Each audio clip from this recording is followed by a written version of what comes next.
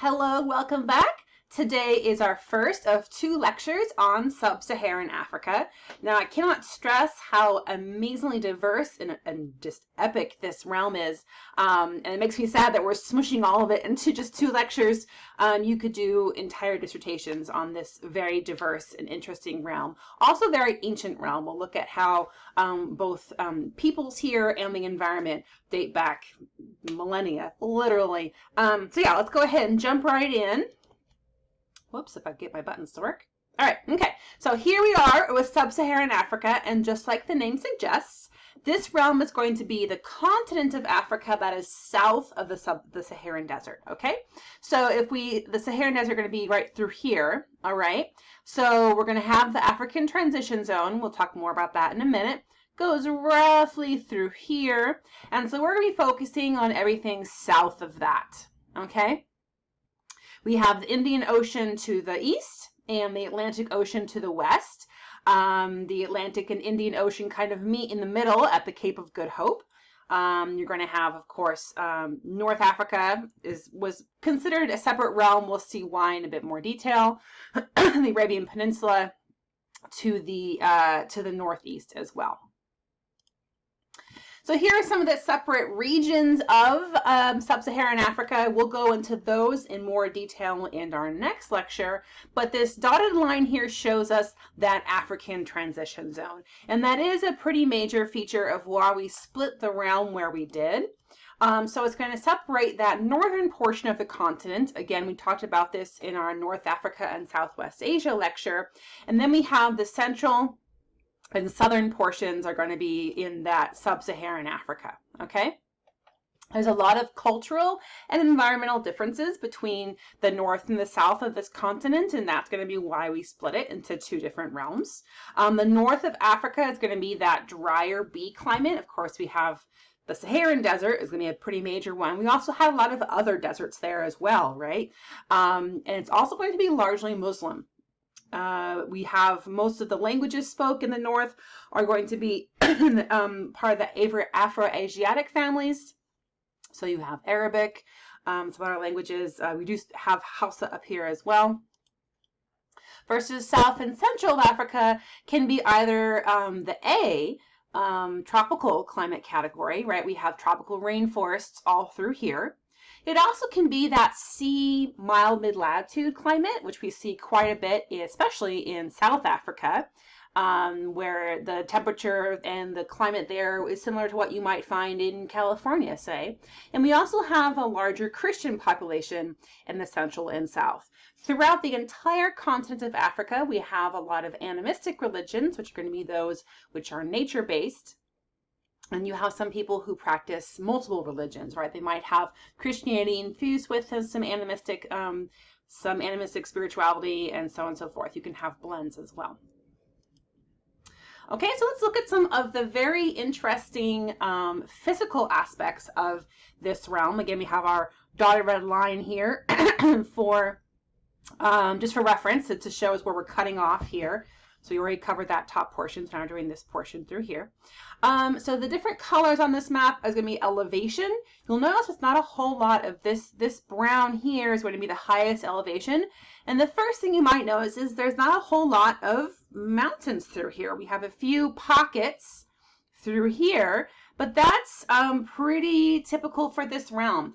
We do have some deserts, all right? You've got to have the Kalahari Desert and the Namib Desert, both here in the south, okay? And then we have the Ethiopian Plateau, and that is actually going to be important. So again, plateau, which we saw in our South Asia realm, a plateau, we sometimes think of them on a smaller scale as mesas in North America.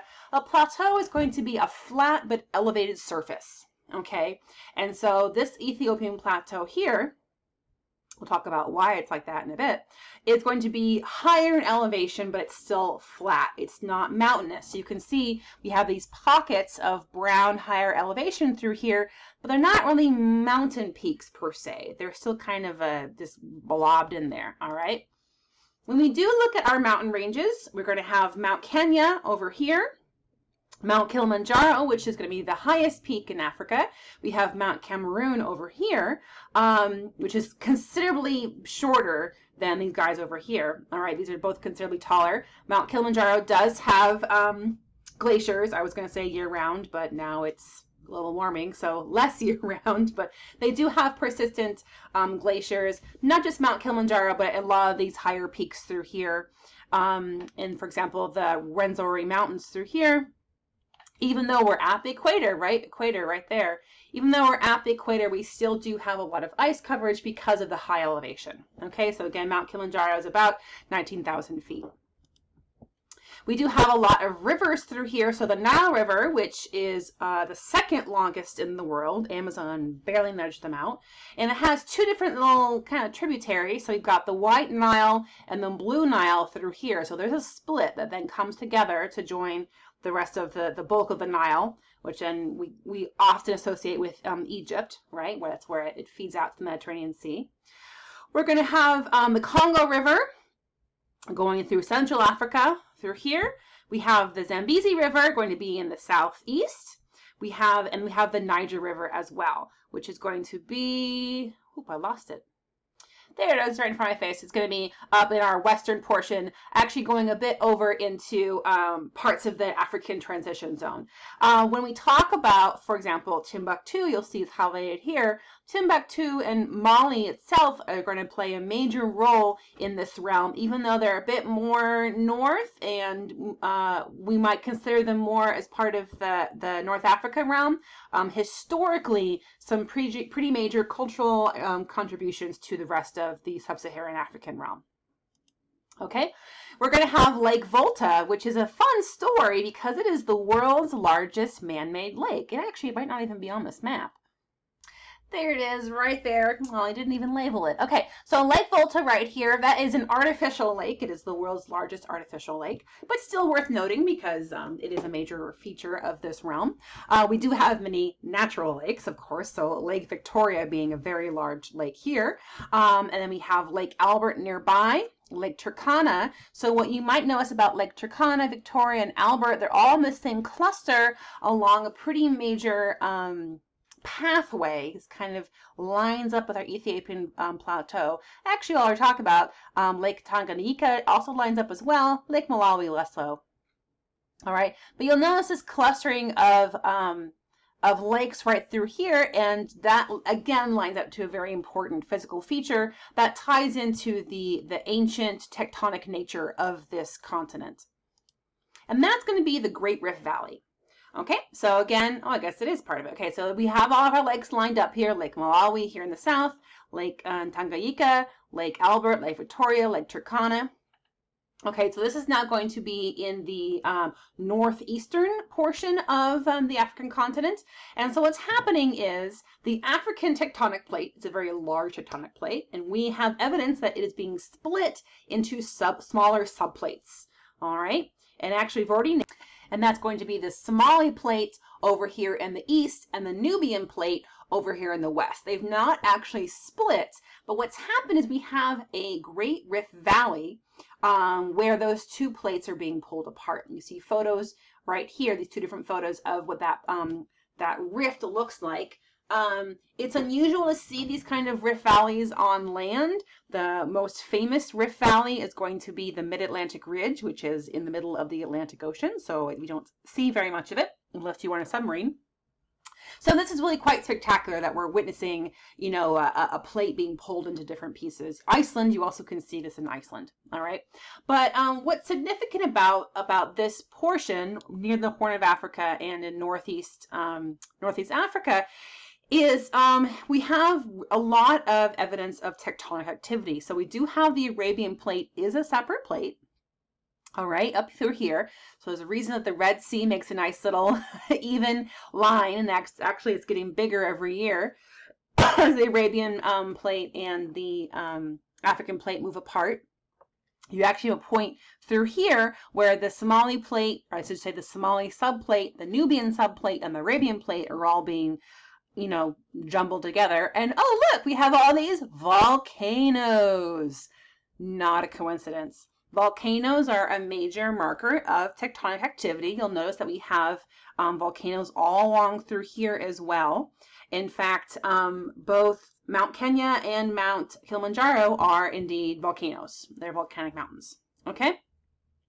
So this is going to be a key feature. And then what's important about this in terms of humanity is that a lot of these lakes through here don't have drainage and sources the same way that you might see other lakes that aren't in these kind of captured in these rift valleys. And so they're going to be saltier. And this means that they're going to be preserving more remains. And so we find a lot of archaeological discoveries in this rift as well. Okay, so this is a pretty significant tectonic feature that's happening in the northeast of Africa. Okay, in fact, so the continent itself is a very ancient continent. So all the mountains of Africa are either volcanoes, like you mentioned, Mount Kenya and Mount Kilimanjaro, or they have been eroded into plateaus. And that was going to be the example of the Ethiopian plateau. We have this raised area that's been kind of flattened out. In fact, Africa as a whole continent is actually a pretty high continent. So most of the continent has an elevation above 1,000 feet. And I think like half of it is above, let me look at my numbers here. Yeah, half of it is above 2,500 feet. So it's a pretty high elevation continent, but it's still flat. And that's because it's a very old continent, and it actually was the central core of Pangaea. Okay, so you can see in this diagram here, if Africa was the center of Pangaea, then everything else kind of split off from that. And we're able to reconstruct this a couple different ways. One interesting thing, of course, everyone knows the classic South America fits into Africa, right? But an interesting one, if we look at the coal reserves in North America, for example, in the Appalachian Mountains, it lines up quite nicely to coal reserves in Africa. And then you can't tell from this diagram here, but Antarctica is, of course, ice, right? When Pangaea was in effect, there was a large ice mass around this entire southern portion. And so we actually can trace the lines of where the ice was scraping, and those lines match up between Africa, Antarctica, Australia, India, South America. We can kind of fit them together along kind of the tracks the glaciers left on the land there. Okay, so we have this Africa being the central core of Pangaea. And so we have this distinctive landscape on the continent of these plateaus, which are higher elevations. And we also have a whole series of basins. So for example, where the Kalahari Desert is, we have the Kalahari Basin. We have the Congo Basin, where the Congo River is. There's more basins up north, or for example, the Sudan Basin and the Chad Basin are more in the northern portion. But all these are going to be areas where, you know, millennia of land accumulates and kind of sinks in and makes the land sink a bit. So this distinctive landscape of higher flat plateaus and then these basins is evidence of this being a very old landmass, sometimes called a continental shield as well. Okay, it also, you might hear the term Cradle of Humanity. Now the quote-unquote official Cradle of Humanity, there actually is a recognized park is in South Africa. But who I'm going to talk about today, Lucy, was found in Eastern Africa, Ethiopia to be specific. So we find a lot of archaeological evidence of early humans called hominins, which means that there's not really, you know, what is human type thing. So hominins just means creatures that are related to us, right? So it is widely accepted throughout the scientific community that our species, Homo sapiens, began and spread outward from Eastern Africa. Okay, so Lucy, which you see here on the left, she was found in Ethiopia, and her species is Australopithecus afarensis. And she would have lived roughly 3.2 to 2.9 million years ago. Some other ones that we've interesting found in South Africa, for example, is Homo naledi, which is pretty new to our family tree. I think Homo naledi was first found in 2013, with more discoveries done in 2017. It was a very large number of individuals. They found like 15 individuals in this cave, and naledi means star, I believe. It was the Cave of Stars. There was only one small chute for the archaeologists to climb into to get to the Homo naledi. So a large portion of the team was actually petite women because they were able to fit into this shaft to find this brand new species. We found a brand new species of our cousins. Still figuring out what they put on the family tree. I think they're thinking 300,000 years ago. So it's possible Homo naledi lived alongside Homo sapien at the same time. But the fact that they were found in a big cluster like that, again, 50 individuals, some people speculate that it could have been a burial ground, which would have been a very early evidence of burial. But no matter what, we have found other Australopithecus throughout South Africa and Eastern Africa. So we have, again, Ethiopia is where Lucy was found, but we have lots of discoveries throughout Chad and Sudan as well. So again, Cradle of Humanity, because we have our species originates and moves out from here. We also have one of our major cultural hearths. So if we move to the west of Africa, so in previous lectures, we talked a lot about the impact of Islam. Of course, all of North Africa going to be highly impacted by Islam. And of course, in our colonialism lecture, we talked a lot about European colonialism. I don't want to talk a lot about European colonialism today. We already covered that in the colonialism lecture, because we really want to highlight how diverse and advanced the cultures here are prior to either Islam or Europe interfering, right? So West Africa is one of our major global cultural hearths.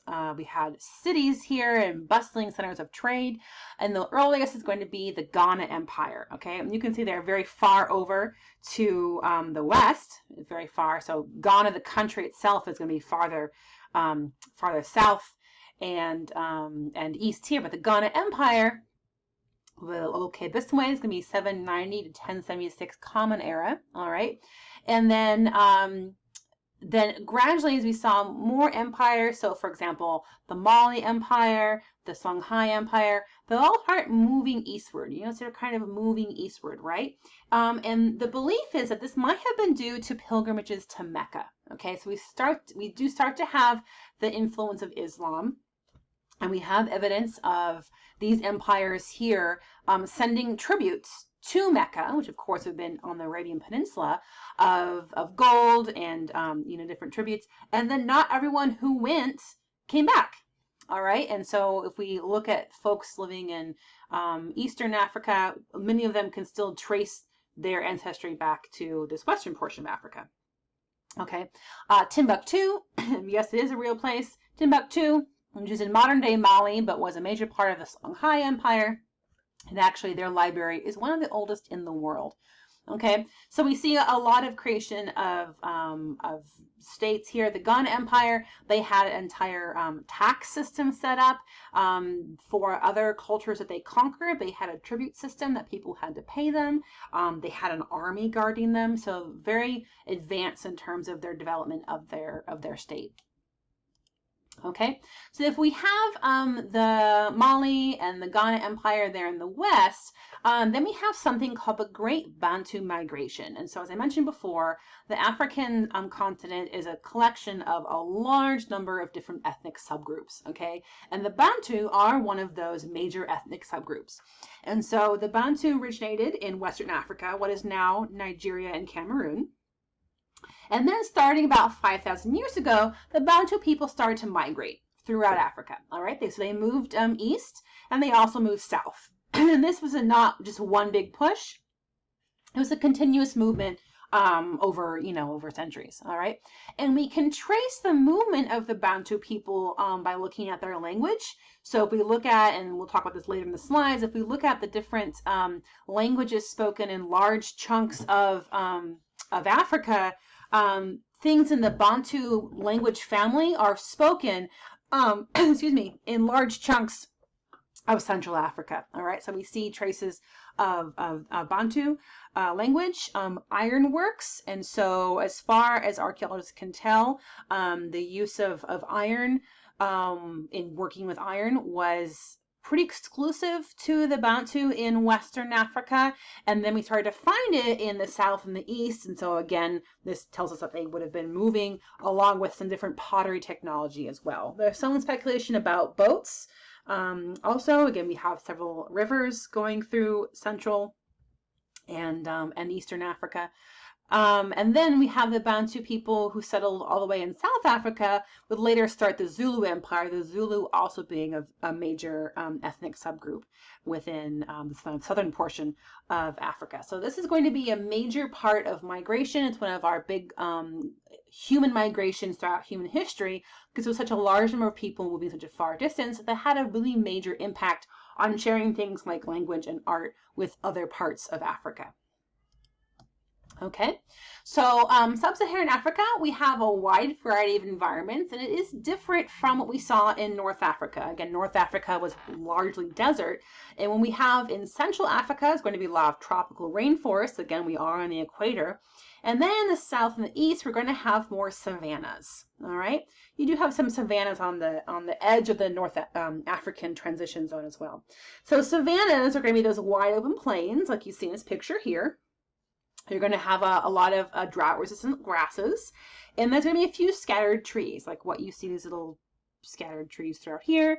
That can be acacias, which are going to be thorny plants. I'm going to say that probably a lot of those are acacias, or they're kind of thorny. We have them growing in California as well. They also could be baobabs, which are going to be the really thick ones that have a really thick stalk. If you've ever read Le Petit Prince, it's a major part of that book. We also have a large number of large herbivores, so those are really plant-eating animals. So here we have some elephants hanging out, zebras, giraffes. Okay, of course, you've got the carnivores, the lions and tigers. There are some tigers. Well, no, not really. Lions and hyenas are going to be hanging out here. Not tigers and bears, oh my. So tropical savannas are going to be part of our A, tropical climate category, all right? They are continuously warm, so again, this is going to be clustered largely around the equator. You can find our tropical savanna to the north and to the south of our tropical rainforest systems. So they're continuously warm, but they're different than the rainforest in that their rain is clustered into the summer months. It's less than 6 months of the year. And again, that's why we have a lot of drought-resistant grasses, because unlike the rainforest, which can get, 12 months of rain, 24 hours a day, you have less than 6 months of rain here. So it's not full-on drought, desert conditions, although it can easily become a desert if it is farmed improperly. Right? So if we put over stress, so desertification is the process of creating more deserts. We definitely see that as a concern in Africa. If we overstress the land, either by putting too many grazing animals, like too many cattle or goats on it, that can, or if we over farm land, that can also create more deserts. It happens not just in Africa, it's happened in North America, other parts of the world as well. Unfortunately, we can't talk about wildlife without talking about poaching, which definitely is a concern in Africa. So here we see some ivory, some of it carved. This is prior to being destroyed. A lot of ivory, once it's confiscated, is destroyed, so it can't be found back on the black market.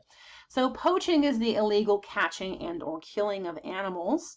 Like the picture you see here, there's a lot of publicity about killing animals for furs or ivory or their skins.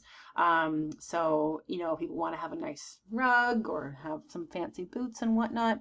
There's a lot of press about people killing animals to sell their body parts. You also can find, monkey paws and umbrella stands made out of elephant legs, all sorts of really tragic things, in all sorts of markets, all right?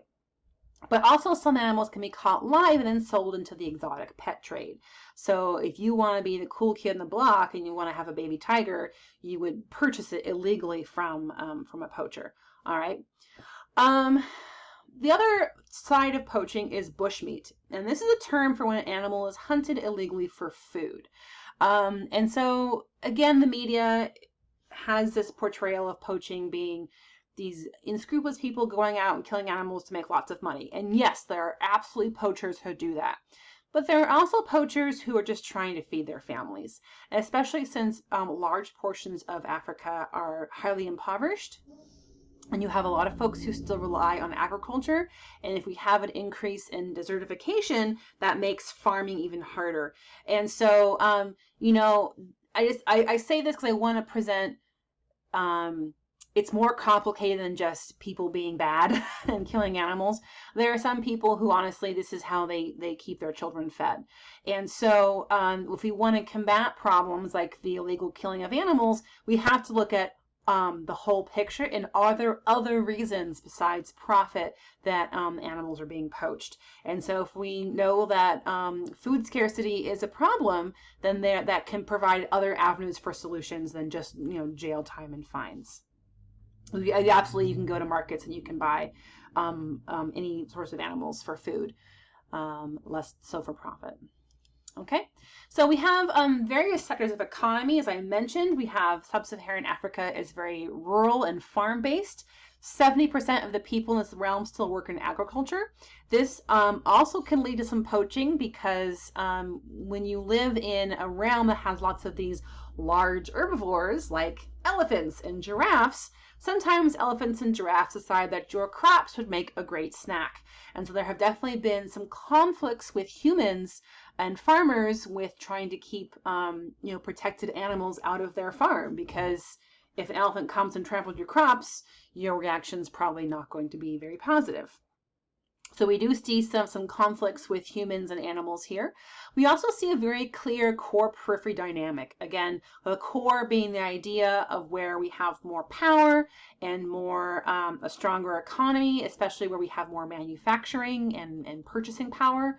Periphery being the source of raw goods, raw materials, and labor, and usually having less power both politically and economically. And we see that dynamic as young people move into the urban cities to work, especially if we see issues with farms failing, either from lack of water. There was something called the Green Revolution, which was very popular after World War II, the idea that we're going to feed the world through chemistry. And the Green Revolution was an effort to increase yields on farms throughout the world through use of petroleum-based fertilizers and using more machinery for harvesting. There also was some use of some different selective breeding of strains of like rice, for example, and corn. Rice and grain actually being the big ones. You may have heard of golden rice before. Golden rice is popular in South Asia, where it has vitamin A, I believe, added to it. So some genetically modified organisms there. The Green Revolution did not really take off in Africa, and part of that is because rice and grain were the big focus of the Green Revolution, and corn is much more used in parts of sub-Saharan Africa than rice and wheat, and so it just didn't take off as much. The other issue is that the investment into petroleum-based fertilizers, petroleum-based pesticides, petroleum-based tractors and machinery, that all costs a lot of money, and a lot of the farmers in Africa don't have a lot of money. Okay, so the Green Revolution didn't really take off. And so you might still have some very low yielding farms that farmers say, you know what, I'm going to move to the city to try to find work there instead. Okay, so you definitely see a core periphery dynamic in Africa. So this market here, I've now forgotten where it's located, but I think it's in Senegal, I'm not sure. So this is part of the informal sector. And so the informal sector is the economy that's not regulated by the government. So no taxes, there's no records. You might pay in cash, or it might be trade-based and barter, okay? So this informal economy is actually a huge part of Africa, all right? So things like, hey, I would like a chicken and I have this corn, let's make a trade. We're not gonna keep a receipts and we're not gonna, pay taxes on it and report to the government, all right?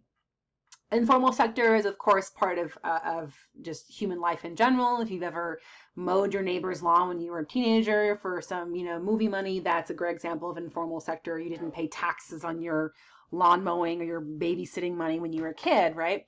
But this is just going to be on a much larger scale, and that's such a huge chunk of the economy in parts of Africa are the informal sector. And this, of course, is a stark contrast to the formal sector, where your textbook has a side-by-side picture of this market in Senegal to a big fancy, strip mall where there's going to be cash registers and receipts and sales tax and credit card machines and so on and so forth.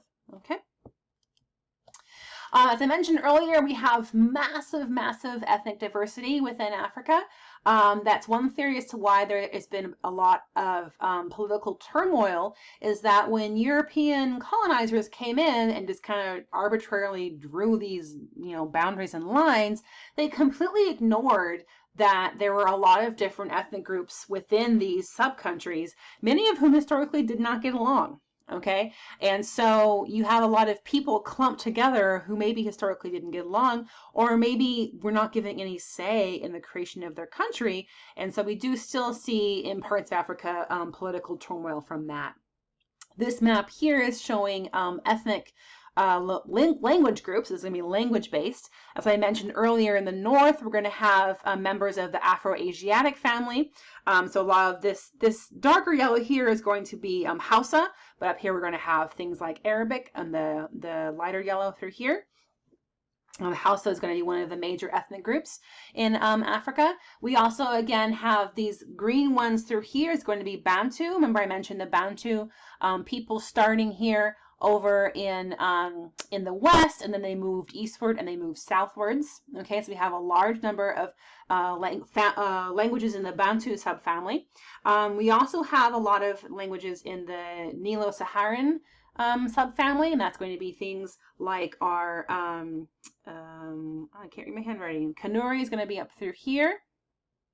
Okay, then we're also going to have the pink over here on the side is going to be the Maud, or the Eastern Bantoid, again part of the Bantu subfamily. On the orange here is going to be Kosa, which is going to be the language that has a lot of clicks in it. And so Kosan is its own subfamily.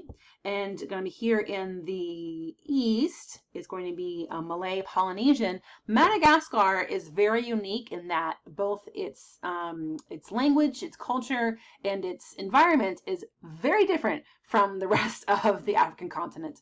And so it's also going to apply to like Seychelles, which is a series of, there's a whole bunch of island nations through here as well.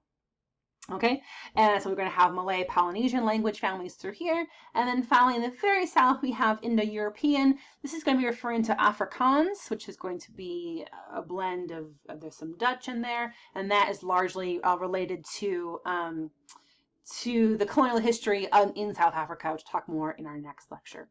So some of the major ethnic subgroups within Africa, again, I mentioned the Hausa. You're going to have the Hutu, and the Igbo, Aroma, Shona, the Somali, and the Yoruba.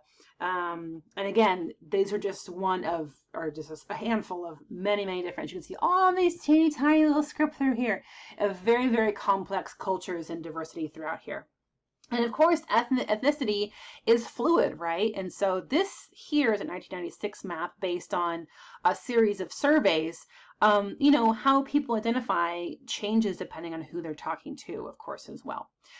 So again, your textbook is a pretty thick chapter on this because there's so much to talk about. Our next lecture will go into some of the countries. We just can't touch all of them because, again, this is a very diverse and complex realm. That's all I have for you for now. Thank you so much and take care.